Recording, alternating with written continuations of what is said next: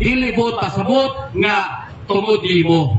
Ibag-o di ka tungod sa pangalan sa Ginoo. Kaya nga naman, kaysa wala pa ka sa Ginoo, wala pa ka diha sa iyaha, ang imong mga binuhatan sa bisan asa kang lugar ni adto, makauulaw kaayo sa Dios. O dili ka na igsuon mahimo nga ang Dios balaan apan ang naa sa iyaha nga nagasimba wa nagpakabalaan. Kaya kung balaan gani ang Dios kaya imong gisimba, kung resulta na sa iyong kinabuhi, mahimo po kang balaan.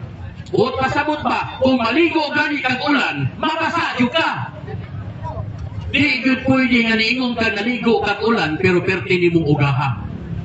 Di ko ka makapamakap, gawa ka naligo ulan, pero perti ni mong basaa.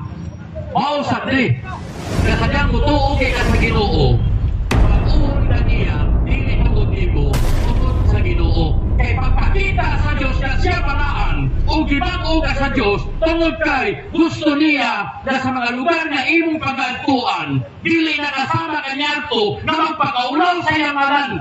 Kung dili ikaw na ang tao na tinuod kayo nga nahigugma sa atong Ginoo.